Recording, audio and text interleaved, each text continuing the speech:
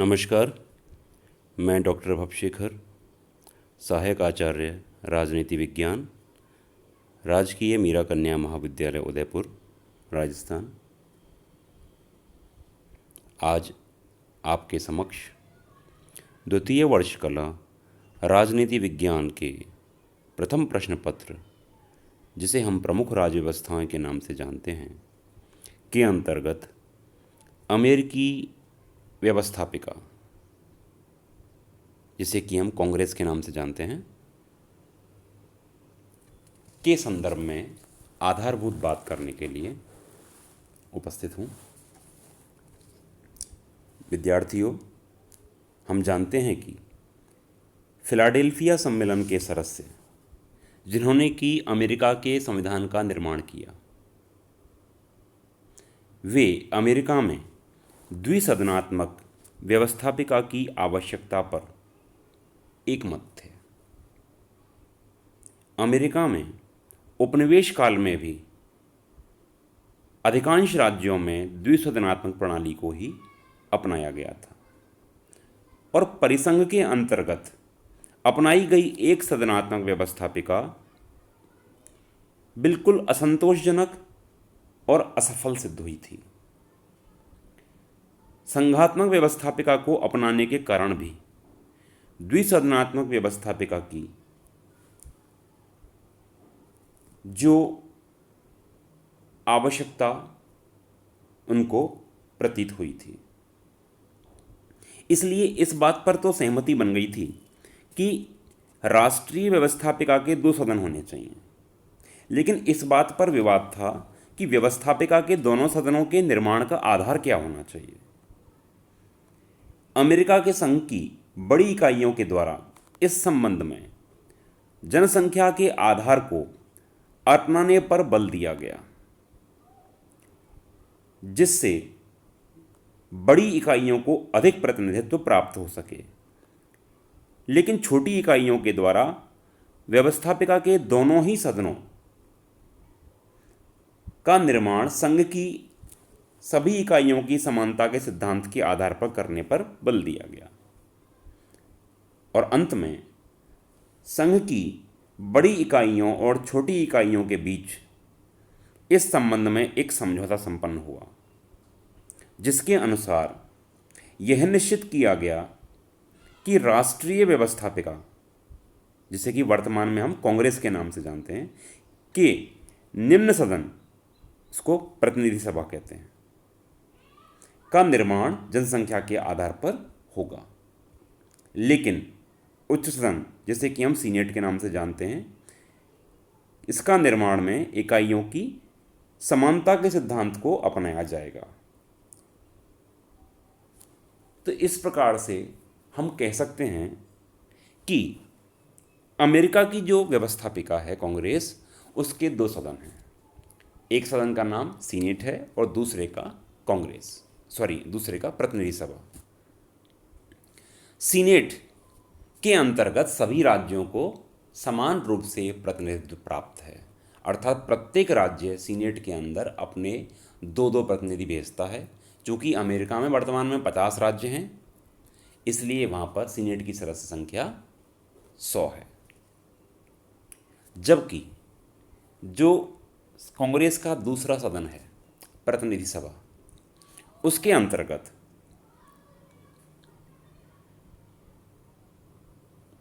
सदस्यों की संख्या इकाइयों की जो आकार है उसके आधार पर तय किया गया है।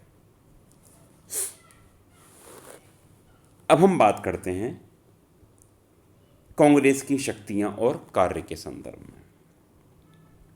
यहां स्पष्ट है कि संविधान के पहले अनुच्छेद में कहा गया है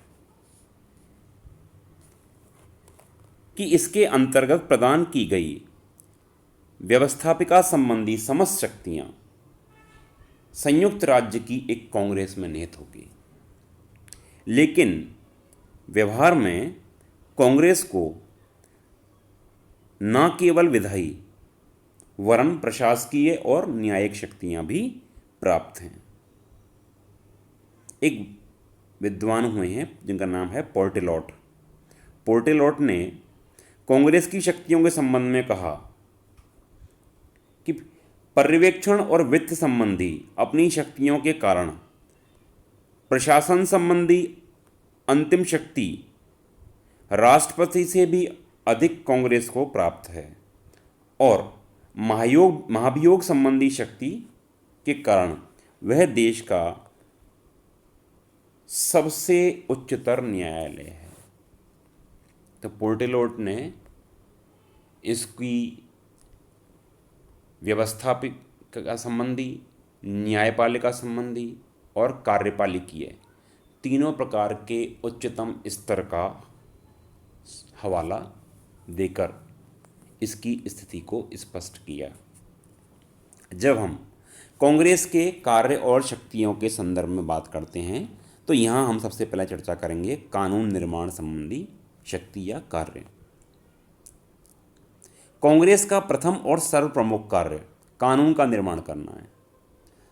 संघात्मक व्यवस्था होने के कारण इस संबंध में कांग्रेस को सीमित शक्तियां ही प्राप्त हैं, असीमित शक्तियां प्राप्त नहीं हैं। कांग्रेस की विधायी शक्तियों का उल्लेख संविधान के अनुच्छेद 1 के 8वें उपभाग तथा शक्तियों का विस्तृत वर्णन 4थे अध्याय में किया गया है।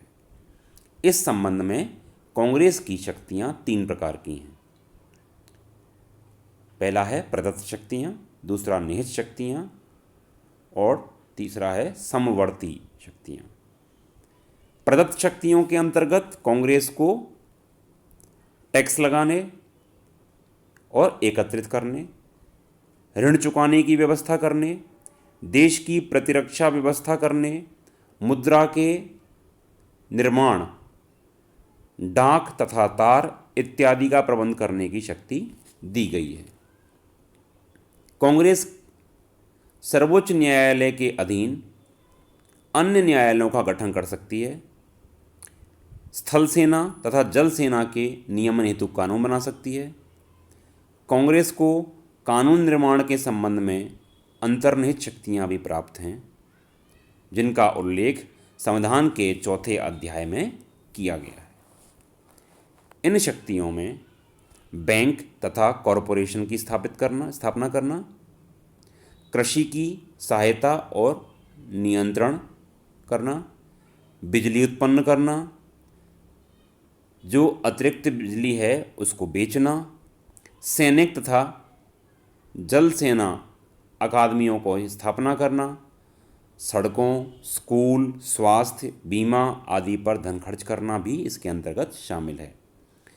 समवर्ती सूची में भी वे विषय सम्मिलित हैं जिन पर कांग्रेस तथा राज्यों के विधानमंडल दोनों ही कानून बना सकते हैं। कर लगाना, ऋण लेना, न्यायालयों की स्थापना और व्यवस्था करना, बैंक और कॉरपोरेशन की स्थापना, लोगों के हित में संपत्ति बनाना, सार्वजनिक कल्याण के लिए खर्च करना समवर्ती सूची के अंतर्गत शामिल है। कांग्रेस का जो दूसरा कार्य है वह है चुनाव संबंधी कार्य, जिसके अंतर्गत राष्ट्रपति के चुनाव में मतगणना कांग्रेस के दोनों सदनों के सम्मुख होती है। यदि राष्ट्रपति पद के चुनाव में किसी भी उम्मीदवार को निर्वाचक मंडल का निरपेक्ष बहुमत प्राप्त नहीं होता तो प्रतिनिधि सभा पहले 3 उम्मीदवारों में से राष्ट्रपति चुनने के लिए मतदान करती है। इसी प्रकार यदि उपराष्ट्रपति पद के लिए किसी भी उम्मीदवार को स्पष्ट बहुमत प्राप्त ना हो तो सीनेट प्रथम 2 उम्मीदवारों में से उपराष्ट्रपति चुन लेती है। प्रतिनिधि सभा के द्वारा अपने अध्यक्ष और उपाध्यक्ष तथा सीनेट के द्वारा अपने उपसभापति का चुनाव किया जाता है। इसके अतिरिक्त कांग्रेस का प्रत्येक सदन अपने सदस्यों के चुनाव तथा उनकी योग्यताओं का निर्णय करता है। तीसरा जो कार्य है वह है कार्यपालिका संबंधी कार्य। संविधान के द्वारा कार्यपालिका संबंधी शक्तियां राष्ट्रपति को प्रदान की गई हैं, किंतु कांग्रेस और प्रमुख रूप से सीनेट राष्ट्रपति के इन कार्यों और शक्तियों में भागीदार है। राष्ट्रपति की नियुक्ति करने और संधियां करने से संबंधित जो शक्ति है उस पर सीनेट के द्वारा प्रभावशाली रूप में नियंत्रण रखा जाता है। युद्ध की घोषणा भी कांग्रेस के द्वारा ही की जा सकती है। चौथी शक्ति आती है प्रशासन का निर्देशन व नियंत्रण करना। तो कांग्रेस का एक कार्य प्रशासन का निर्देशन और नियंत्रण करना है। कार्यपालिका विभागों से रिपोर्ट और सूचनाएं मांगकर इसके द्वारा निर्देशन और नियंत्रण की शक्तियों का प्रयोग किया जाता है। कांग्रेस द्वारा प्रशासनिक एजेंसियों और सेवाओं की स्वयं व्यवस्था की जाती है और उनके कार्य भी निर्धारित किए जा सकते हैं। पांचवा कार्य है जांच पड़ताल करना, इन्वेस्टिगेशन संबंधी। तो इसमें निर्देशन और नियंत्रण से ही संबंधित कार्य जांच पड़ताल करने का कार्य है। कांग्रेस प्रशासन में व्याप्त भ्रष्टाचार की जांच करने तथा अन्य किसी मामले की जांच करने के लिए जांच समिति नियुक्त करने का अधिकार रखती है। वर्तमान समय में कांग्रेस में जांच पड़ताल करने के इस कार्य का महत्व बढ़ गया है। अन्य जो कार्य आता है छठवां, वह है नवीन राज्यों को संघ में प्रवेश देना। तो कांग्रेस के द्वारा नवीन राज्यों को संघ में प्रवेश दिया जा सकता है। प्रारंभ में हम जानते हैं कि 13 सदस्य थे और वर्तमान में 50 राज्य हैं, जिसको इसी आधार पर किया गया। जो अन्य कार्य 7वें नंबर पर नजर आता है वह है दोनों सदनों के अनुशासन और कार्यविधि के संबंध में नियम बनाने का अधिकार। तो कांग्रेस को यह भी अधिकार प्राप्त है। 8वां महत्वपूर्ण कार्य है वित्तीय कार्य, जिसके अंतर्गत कांग्रेस का जो कार्य है वो राष्ट्रीय वित्त पर नियंत्रण रखना है। यद्यपि वार्षिक बजट ब्यूरो के द्वारा राष्ट्रपति के निर्देशन में तैयार किया जाता है, लेकिन बजट कांग्रेस के द्वारा ही पारित किया जाता है और उसमें वह अनेक महत्वपूर्ण परिवर्तन किए जा सकते हैं। तो इस प्रकार से हम कह सकते हैं कि वह इन कार्यों पर प्रभावशाली नियंत्रण रखती है। और एक अन्य कार्य जो है वह है न्यायिक कार्य। संविधान में कांग्रेस को यह अधिकार दिया गया है कि देशद्रोह, भ्रष्टाचार या अन्य घोर अपराध पर वह राष्ट्रपति या अन्य किसी भी उच्च पदाधिकारी को महाभियोग के द्वारा पद से हटा सकती है। तो कुल मिलाकर के यह कार्य हमको अमेरिकी व्यवस्थापिका कांग्रेस के नज़र आते हैं। अब हम आगे कांग्रेस के विभिन्न जो अंग हैं दोनों, उनके संदर्भ में अगले व्याख्यान में चर्चा करेंगे। तब तक के लिए नमस्कार, धन्यवाद।